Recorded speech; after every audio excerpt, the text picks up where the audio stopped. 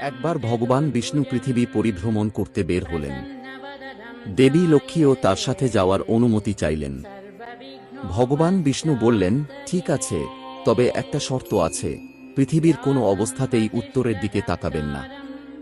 পৃথিবীতে ভ্রমণের সময় দেবী লক্ষ্মী উত্তর দিকে তাকিয়ে থাকেন। সে সবুজে ভরা বাগানে যায় এবং একটি ফুল তুলে নেয়।